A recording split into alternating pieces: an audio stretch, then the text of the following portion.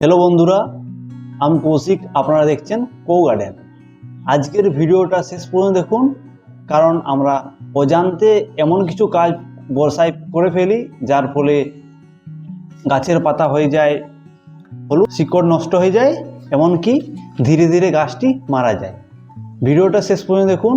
আজকে আমি বলবো কিভাবে আপনারা আপনাদের গাছকেও সতেজ সবুজ রাখবেন, গাছকে খুব ভালোভাবে ঝোপালো করবেন।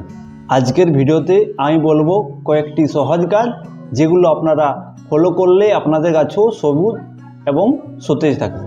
দেখুন এই গাছটি আমি নিজে প্রয়োগ করেছি এবং এই অভিজ্ঞতা থেকেই আমি কিন্তু আপনাদের বলবো। ভিডিওটি স্কিপ না করে শেষ পর্যন্ত দেখুন। তার মধ্যে আপনাদের মাটিতে কোনো খাবার দেওয়া যাবে না। বর্ষার আগে আমি এই গাছটিতে দিয়েছিলাম মিক্সার। এই সারটি পেয়ে এবং বৃষ্টির জল পেয়ে দেখুন গাছটি কি সুন্দর সতেজ সবুজ আছে। তাছাড়া আমি বৃষ্টির মধ্যে কিন্তু এই গাছটিতে অন্য কোনো মাটিতে খাবার দিইনি।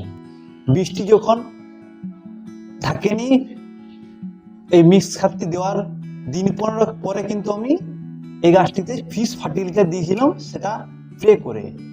ওটা ডোজ ছিল লিটারে 2.5 ml। ফিশ ফার্টিলাইজার ব্যবহার করার 10 দিন পরে আমি দিয়েছিলাম গাছে আরও দুটি জিনিস। প্রথমটি হলো দেখুন মাইক্রোরাইজার। আমি এই কোম্পানিরও দিই এবং সবথেকে ভালো হচ্ছে টাটার রেলি গোল্ড। যদি পান খুবই ভালো, ওটা দিতে পারেন মাইক্রোরাইজার।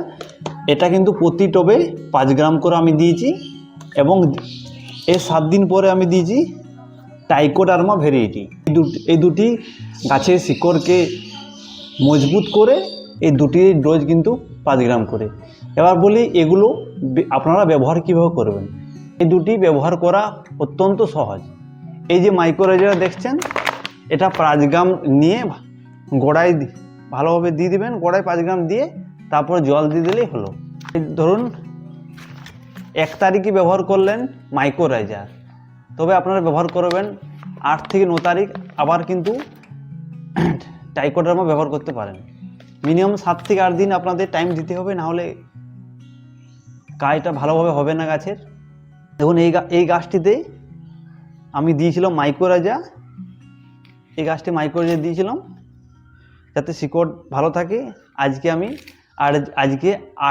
8 দিন 9 দিন হয়েছে। আজকে আমি গাছটিতে ট্রাইকোডার্মা ভ্যারাইটি দেব। দেখুন ট্রাইকোডার্মা ভ্যারাইটি আমি দুটো ব্যবহার করি। ট্রাইকোডার্মা ভ্যারাইটি আমি দুটো ব্যবহার করি। এই যে একটা দেখছেন টাইকোস্টার, এটার দামটা একটু কম, 200 টাকা মতো নেয়, সস্তা বটে এটা। এবং আর একটা ব্যবহার করি উৎকর্ষের, এটাও আপনারা ইউজ করতে পারেন। উৎকর্ষের এটা ভালো, এই দামটা কিন্তু একটু বেশি। আজকে এই উৎকর্ষেরটা ব্যবহার করে আপনাদের কিভাবে দিচ্ছি আমি দেখুন। এই দেখুন আমি হাতের মধ্যে ঢেলে নিলাম। এই যে হাতের মধ্যে আমি ঢেলেছি, এটা 10 গ্রামের মতো হবে, দুটো গাছে দিব। এটা এরকমভাবে গাছে নিতে হবে এবং গোড়াতে এভাবে দিয়ে দেবো। এই গাছটা দিয়ে দিই। এটা ব্যবহার করা খুবই সোজা। এবার জল দিয়ে দিলেই হয়ে গেল। কিন্তু এই দুটি জিনিসেই ব্যবহার করার সময় কিন্তু মাটিতে কোনো জিনিস আর দিবেন না। মিনিমাম 8 থেকে 9 দিন পরে আপনারা ইউজ করতে পারেন। আবার আপনার যদি মনে হয় পাতায় কিছু স্প্রে করব, তবে 3 দিন পর কিন্তু পাতায় আপনারা স্প্রে করতে পারবেন। তার আগে কোনো কিছু দেওয়ার দরকার নেই। এবার বলি আর কি বর্ষার মধ্যে আমাদের কাজ করতে হবে। এই বর্ষার মধ্যে আমাদের তেমন কিছু খাবার গাছে আর লাগবে না। গাছে খাবার না দেয় ভালো বর্ষার মধ্যে, কারণ যেহেতু বৃষ্টি হবে, বৃষ্টির জল সব থেকে উপকারী। ওর আগে কিছু নেই। বৃষ্টির জল পেলে আর কিছু খাবার লাগবে না গাছে।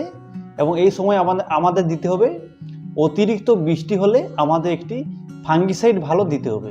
সেটা আপনারা এমিস্টপ টপ ব্যবহার করলে ভালো, কারণ ওর যে এমিস্টপ টপ একবার দিলে দিন 15 আপনাদের কিছু দেওয়া লাগবে না। এবং এমিস্টপ টপ দেওয়ার পরও যদি আপনাদের পাতি পচতে শুরু করে আর করে, সেই গাছকে সঙ্গে সঙ্গে আপনারা সেটে দিবেন এবং গাছে ব্লাইটক্স দিবেন।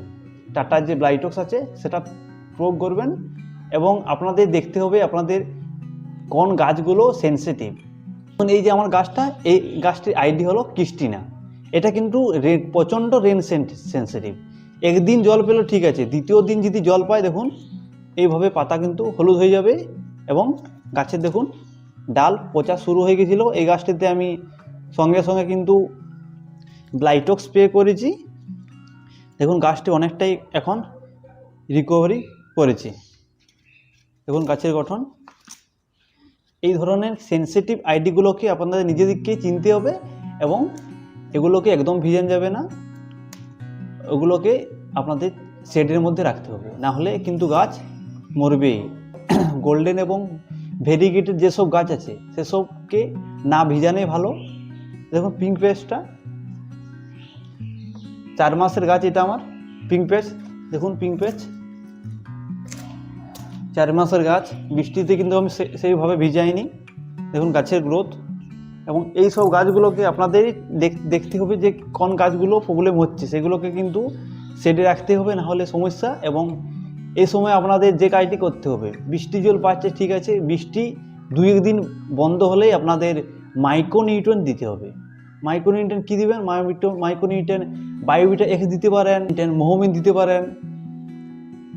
এবং আরেকটি জিনিস সবচেয়ে ভালো যেটা কাজ করে আমি ভালো রেজাল্ট পেয়েছি সেটা হলো ফেরোমন। ফেরোমন আপনারা গাছে মাসে 2 বার করে দিবেন, 15 দিন পর পর আপনারা দিবেন, দেখবেন কোরোসিস জিনিসটাই গাছে থাকবে না। ব্যবহার করার পর থেকে কিন্তু গাছে কোরোসিসের আশা অনেকটাই কমে গেছে। ফেরোমন আপনারা যদি গাছের পাতায় ইউজ করেন তবে 1 থেকে 1.5 গ্রাম করে নিয়ে ভালোভাবে গুলে স্প্রে করবেন, এবং মাটিতে যদি গাছের গোড়ায় দেন 2 থেকে 2.5 গ্রাম পর্যন্ত দেওয়া যায়, কিন্তু ছোট গাছে একটু কম দিবেন। পরিচর্যাগুলো করলে কিন্তু আপনার গাছও সতেজ সবুজ এবং স্বাস্থ্যবান থাকবে। গাছে কিন্তু রোগ তেমন হয় না। রোগ বলতে গোড়া পচা। এই যে গাছের গোড়া দেখছেন, এটা যদি আপনারা টাইম পান বাড়িতে ব্লাইটক্সকে ভালোভাবে গুলে এই গোড়াতে লাগিয়ে দেবেন, তবে গোড়ার সমস্যা থেকে কিন্তু গাছকে বাঁচাতে পারবেন। বন্ধুরা এই পরিচর্যা করলেও আপনাদের গাছ স্বাস্থ্যবান সতেজ থাকবে এবং আপনাদের গাছ অনেক ভালো থাকবে।